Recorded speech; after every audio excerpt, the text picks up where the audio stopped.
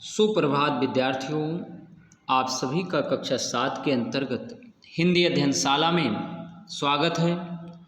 विद्यार्थियों, आज आप सभी पाठ 7 हारिए न हिम्मत, और इस पाठ को किसने लिखा है? यशपाल जैन जी ने। तो विद्यार्थियों, आइए देखते हैं। पिछले दिन के कार्य का मिलान। विद्यार्थियों, पिछले दिन जो कार्य दिया गया था उस कार्य का मिलान करेंगे। दीर्घोत्तरी प्रश्न के अंतर्गत प्रश्न संख्या 4 है, निम्नलिखित प्रश्नों के उत्तर लिखिए। का नंबर था कि शुतुरमुर्ग के बारे में लेखक ने क्या जानकारी दी है? शुतुरमुर्ग के बारे में लेखक ने क्या जानकारी दी है? तो आप सभी ने शायद इसी तरह उत्तर लिखा होगा कि शुतुरमुर्ग के बारे में लेखक ने यह बताया है या यह जानकारी दी है कि जब कोई खतरा आता है तो यह डर के मारे अपना मुंह धरती में गाड़ लेता है, अर्थात खतरे से बचने का प्रयास नहीं करता, जिसका परिणाम यह होता है कि मौत बड़ी आसानी से उसे अपने पंजे में जकड़ लेती है, अर्थात मौत उसे अपने आगोश में ले लेती है। बात आपको समझ गए होंगे। तो अगला प्रश्न है विद्यार्थियों कि कोलंबस को नई दुनिया की खोज करने में किन मुसीबतों का सामना करना पड़ा? संक्षेप में लिखिए। तो विद्यार्थियों, कोलंबस को नई दुनिया की खोज करने में कई मुसीबतों का सामना करना पड़ा। इस यात्रा के दौरान उसका जहाज विशाल सागर में 3 दिन तक लहरों से टक्कर लेता रहा, जिसके कारण जहाज का मस्तूल खराब हो गया और कुछ ही देर बाद दिशा बताने वाला जो कुतुबनुमा यंत्र था वह भी खराब हो गया। इन मुसीबतों को देखकर उसके साथी घबरा गए, परंतु कोलंबस ने हार नहीं मानी और अपने साथियों का हौसला बढ़ाते हुए कहा, जरा सी बात पर हाथ पैर फुला लोगे तो उससे क्या होगा? तूफान हमारी परीक्षा ले रहा है, हम हार नहीं मानेंगे। विद्यार्थियों, इस तरह से कोलंबस ने कहा। फिर से समझेंगे कि कोलंबस को नई दुनिया की खोज करने में कई मुसीबतों का सामना करना पड़ा। क्या थी मुसीबतें? कि इस यात्रा के दौरान जहाज विशाल महासागर में 3 दिन तक लहरों से टक्कर लेता रहा, जिसके कारण जहाज का मस्तूल खराब हो गया और कुछ ही देर बाद दिशा बताने वाला कुतुबनुमा भी खराब हो गया। इन मुसीबतों को देखकर उसके साथी घबरा गए, परंतु कोलंबस ने हार नहीं मानी और अपने साथियों का हौसला बढ़ाते हुए कहा, जरा सी बात पर हाथ पैर फुला लोगे तो उसे क्या होगा? तूफान हमारी परीक्षा ले रहा है, हम हार नहीं मानेंगे। इस तरह से शायद आप सभी ने उत्तर लिखा होगा। अगला प्रश्न है कि कार्लाइल कौन था? उसके साथ कौन सी दुर्घटना घटित हुई? विद्यार्थियों, कार्लाइल दुनिया का बहुत बड़ा लेखक था। जब उसने फ्रांस की क्रांति का इतिहास लिखा तो उसका पहला भाग छपने से पहले उसका मित्र पढ़ने के लिए ले गया। मित्र की गलती से वह फर्श पर गिर पड़ा। क्या गिर पड़ा? वह भाग, जिस भाग जो कागज ले गया था, और घर की रानी ने उसे रद्दी कागज समझकर जला दिया। जब मित्र को मालूम हुआ तो वह बहुत दुखी हुए, पर कार्लाइल के माथे पर सिकन तक नहीं आई। कार्लाइल ने अपने मित्र को बुरे वचन तक नहीं कहे। उन्होंने फिर से सैकड़ों किताबों व हस्तलिखित पत्रों को पढ़ा और दोबारा उस ग्रंथ अर्थात फ्रांस का इतिहास लिख कर ही माने। विद्यार्थियों,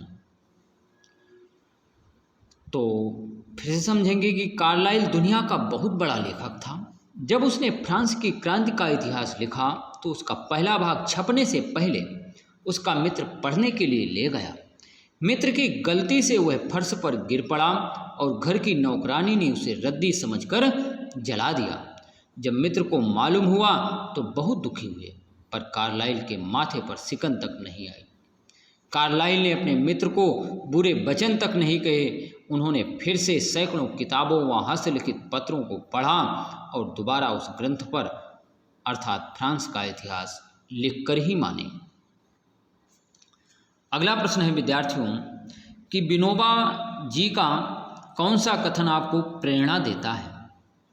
तो कथन यह है विद्यार्थियों कि चिंतन करो चिंता नहीं। कौन सा कथन? चिंतन करो चिंता नहीं। विनोबा जी का यह कथन हमें प्रेरणा देता है, क्योंकि चिंता करने से मन में दुख, हताशा व निराशा की भावना का जन्म होता है, जिसके कारण काम करने में मन नहीं लगता। जबकि इसके विपरीत चिंतन करने से सामने कोई भी कठिनाई हो उसे निकलने का रास्ता मिल ही जाता है। फिर से समझेंगे कि चिंतन करो चिंता नहीं। विनोबा जी का यह कथन हमें प्रेरणा देता है, क्योंकि चिंता करने से मन में दुख व हताशा व निराशा की भावना का जन्म होता है, जिसके कारण काम करने में मन नहीं लगता। जबकि इसके विपरीत चिंतन करने से सामने कोई भी कठिनाई हो उसे निकलने का रास्ता मिल ही जाता है। आप बात को समझ गए होंगे। अगला प्रश्न है कि लहरों से डरकर नौका पार नहीं होती, कोशिश करने वालों की हार नहीं होती। पाठ के संदर्भ में स्पष्ट कीजिए। विद्यार्थियों, जब आप शायद 5वीं कक्षा में थे तब इस कविता को आपने पढ़ा था और समझा भी था, तो उसी आधार पर इस प्रश्न का उत्तर लिखना है। जैसे कि मान लीजिए कि प्रश्नांतर्गत दी गई पंक्ति का मतलब यह है कि अगर नाविक समुद्र या नदी में उठने वाली लहरों से डर जाए तो वह नौका को लेकर एक छोर से दूसरी छोर कभी नहीं जा सकता। लेकिन जो प्रयास करते हैं, जो कोशिश करते हैं, उनकी हार नहीं होती। अतः यह पंक्ति पाठ के संदर्भ में बिल्कुल सटीक बैठती है। क्यों? क्योंकि कोलंबस का जहाज समुद्र में आए हुए तूफान से टक्कर लेते लेते एक मस्तूल खो चुका था। दिशा बताने वाला कुतुबनुमा भी खराब हो चुका था। इसी वजह से कोलंबस के मांझी साथी तूफान को देखकर डर गए थे।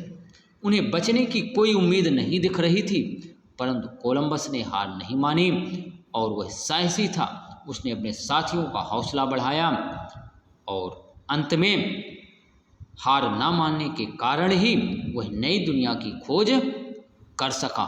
फिर उसकी खुशी का कोई ठिकाना नहीं था।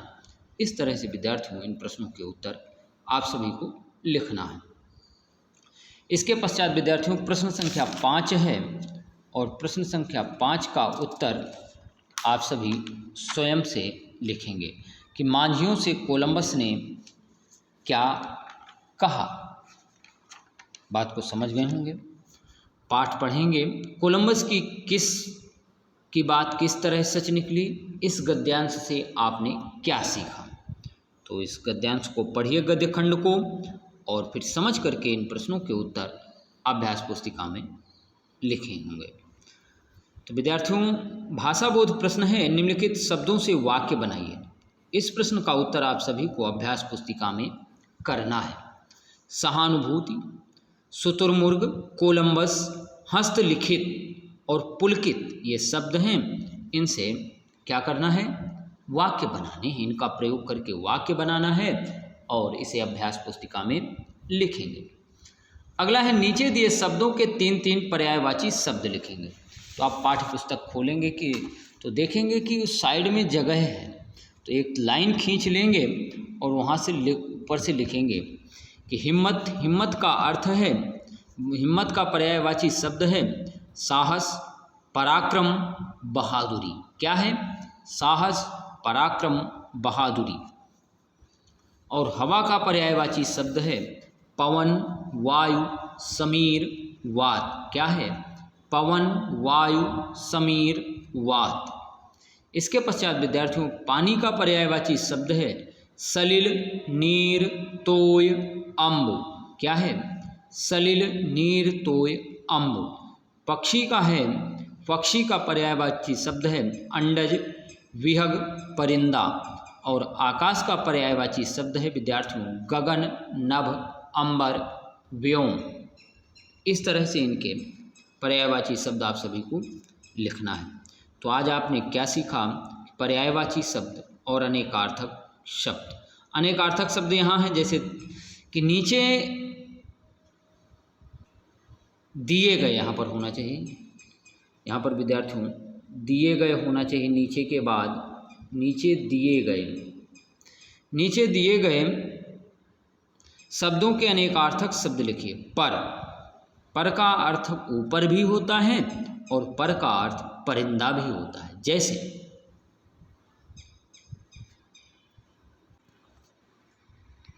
विद्यार्थियों पर का अर्थ ऊपर भी होता है, परिंदा नहीं, पंख होता है। तो नीचे दिए गए शब्दों के अनेकार्थक शब्द लिखिए। तो इसको आप सभी चाहे तो अभ्यास पुस्तिका में करें और चाहे तो पाठ्य पुस्तक में भी लिख सकते हैं, छोटे छोटे उसमें। हल का अर्थ समाधान है और खेत जोतने का साधन भी है। डाली का अर्थ शाखा है जो क्रिया शब्द कहलाता है, और दूसरा क्रिया शब्द है डाली, उसने रोटी डाली, इस तरह से। हार का अर्थ विद्यार्थियों पराजय भी होता है और हार का अर्थ माला भी होता है।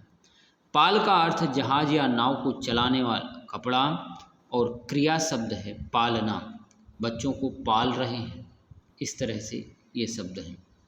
भाग का अर्थ हिस्सा है और क्रिया शब्द है भागना, वह भाग रहा है, तो क्रिया भी शब्द है। पत्र का अर्थ है पत्ता, पन्ना, पल्लव भी बोलते हैं।